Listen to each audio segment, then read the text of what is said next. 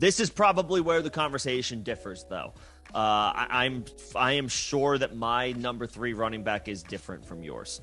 I'm happy to take the lead here, unless you got anything you want to say specifically about whoever you got. Well, I said that my RB2 and RB3 are running backs that should have their workloads scaled back a little bit. Okay. So my number 3 is Austin Ekeler. Ekeler. I was like, it's got to be Ekeler. It's Ekeler. We did not talk about our ranking. We wanted to keep the debate as fresh as possible. We did not disclose our rankings to each other prior to the stream. But okay, you got Ekeler. Just out of curiosity, who do you have there? So he's the guy that I've been expressing concerns about over the past couple of days after it was recently reported that he gained 15 pounds. Najee? I was bullish on Najee because of the potential workload that he was looking at this year, despite the fact that he's probably looking at fewer catches. I just expect the Steelers to continue to funnel work through him, working with either a rookie quarterback or, a guy in Mitchell Trubisky who's kind of like a placeholder. Fair. So this is a cautionary number 3 ranking for me now, given the weight gain. But I'll keep him there for now out of respect of the fact that Pittsburgh Steeler bell cows are as safe of a bet for top 5 finishes dating back for as long as Mike Tomlin has been the head coach. Okay. That's it. Like when the Steelers have a bell cow, which they have always had under Mike Tomlin, he's a top 5 RB1. Yeah. Yeah. Fair enough. Now, I mean, again, it's in flux. Najee is gonna get his shot at 300 rush attempts. And he's probably gonna get his shot at 100 targets. Yeah, conservatively 50 catches. Yeah, last year he had 74. Yeah, so last year he had 307 rush attempts for 1,200 yards and 74 receptions for 467 yards. 10 total touchdowns. And again, we've talked about how Ben Roethlisberger was a big factor in why Najee was catching so many passes, because it was just dump off after dump off, because that's as strong as Ben's arm was at the end of his career. Right. I'm not projecting 75 catches again, but conservatively 50, maybe more realistically 60 as a floor. See, I like Najee. Yeah. But that report to me, I didn't feel better about that report, sleeping on the knowledge of that report after it dropped yesterday, pretty much while we were on stream, maybe a little bit before. No, it dropped before that. I'm sorry, I'm thinking of the Marion Barber news. R.I.P. Marion Barber. But the Najee Harris weight gain news, it's not good news. I agree. You can spin it as it's all muscle. You guys, it's probably not all muscle. I've never heard I have never heard of a running back gain anywhere near this much weight when he came into the league as pretty built up, and it being a good thing. Never. We like to hear when running backs get slimmer. When they trim down. Le'Veon Bell slimmed down when he came into the NFL, was a completely different back in year 2. I mean, I'm blanking on names here to say, but there's a long list of running backs that slimmed down to get more efficient on the ground, and that worked for him. I've never heard of a running back getting bigger outside of Eddie Lacy, and it's a different kind of bigger. Najee's coming in rocked up. He's not coming in chubbier, I don't think. Cheeseburgers, yeah. I mean, I think it should probably a little bit of both, because, I mean, that is part of bulking up in general. It's just... right. More protein, yeah. Right. So that's not good news for his efficiency. 2021, yes, he was not in scoring position as much as we would have liked. His yards per carry was sub 4. His yards per carry was 3.9 yards per carry on good. 307 touches. Not and good. If we're looking at that and thinking, I think his efficiency might dip in light of him getting heavier, which is the logical way to look at it. Yep. He really just might end up being volume play after volume play after volume play every season. And despite the fact that it's his second year in the league, I don't know if I'm all the way in on Najee Harris as high as RB3 or RB2. No, you said RB3. RB3. In redraft, and I know this isn't a dynasty discussion, no. But I would take this news of having Najee gaining 14 pounds of muscle, because that is what the news report says right now, and try to flip that into another running back plus some picks or something like that in Dynasty. I'm trying to move off of Najee in light of this. But in redraft, I have him down at RB6, which is exactly where he finished last season in points per game, RB6. Yep. So I think maybe he gets some more work. Maybe, his receptions, to your point, they are going to get pared down more. He's not going to catch as many receptions as he did last season. Last season, not having Juju Smith-Schuster in that offense definitely also skewed things in his direction. True. Through the air. Yep. So if he gets a few more rush attempts with a rookie quarterback, but many less targets and receptions, and his efficiency dips, how can you have him that high? I think just talking it out with you, it's like maybe I should have him lower than RB6, but I think that would be a little disrespectful.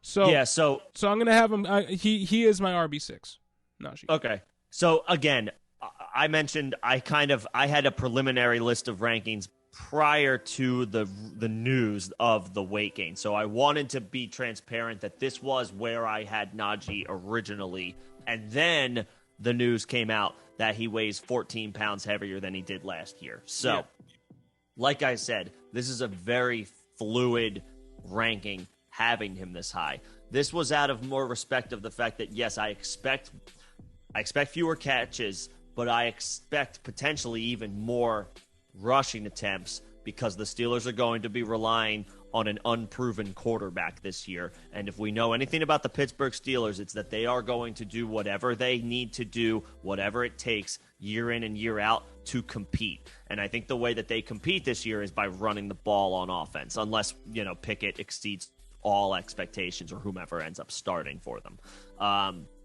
If it's Trubisky, then it might even be worse. What's going on, Rojo? He's what's up, bro? He's at 3 for now. The weight gain gives me, I won't say serious concern, but definite pause, because it's more stress on his hamstrings and all the cuts that he needs to make, all of the soft tissue in his lower body. There's more concern for me there. I am tentatively prepared to move him down to about 5, but because of the warts of the other running back, I have Ekeler at 4, you have him at 3. I think Eckler's workload is also potentially going to be scaled back, but obviously there's no reason to be concerned about Eckler's physical condition. So here's the thing. We expect Najee Harris's workload to get scaled back in the targets and receptions area. We expect Eckler's workload to get scaled back in the rushing area. We expect or hope that Christian McCaffrey's workload gets taken back a little bit in the rushes for 3 yards and a cloud of dust area, right? With those running backs that they have on that roster. Mm-hmm. So, because of that, targets being 2 times more as valuable in fantasy than a rush in a vacuum. Because of that, I got to put those other guys ahead of Najee. Maybe I have him a little bit too low. Maybe I'm reading a little bit too much into some of this. I don't think so. You're not getting a big argument from me. Trust me. Fair. But Austin Ekeler is my RB3. Okay.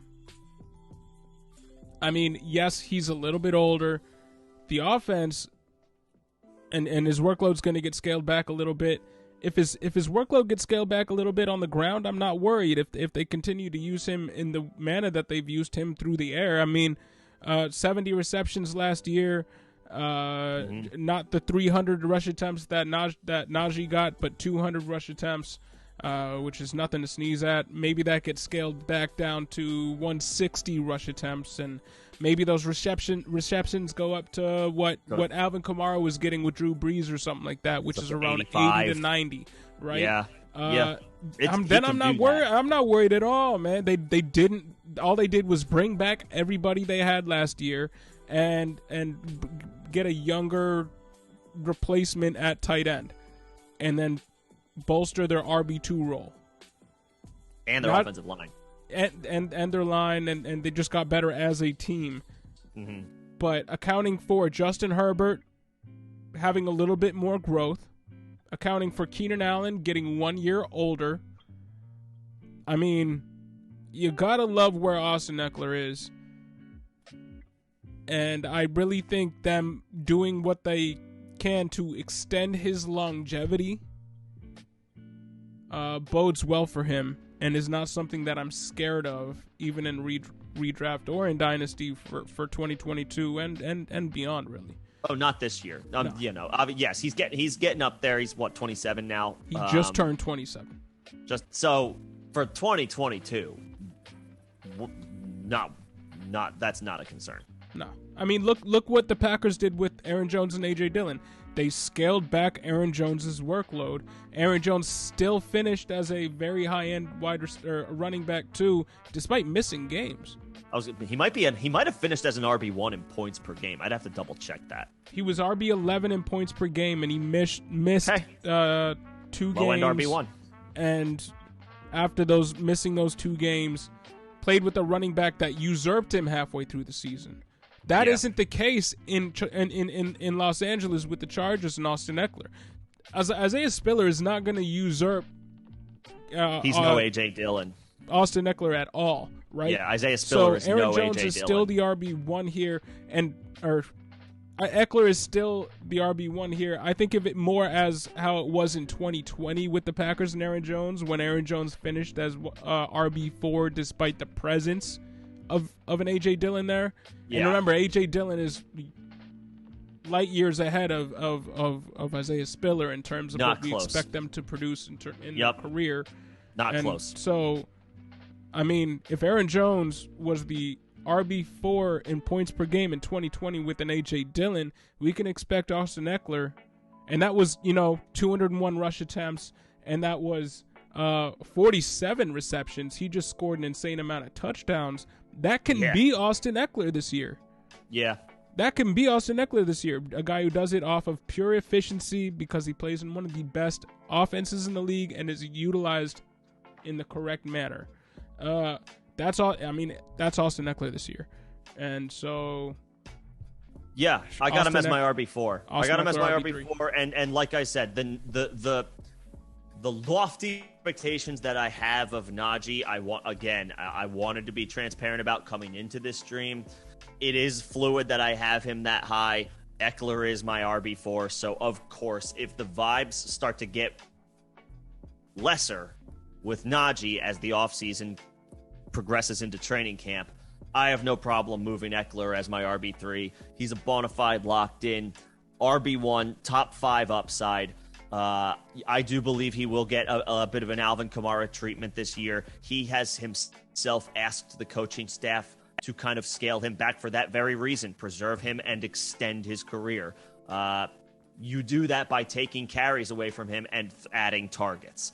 I have no reason to believe, and again, the Chargers have one of the best young quarterbacks in the game. They want to throw the football. Yeah.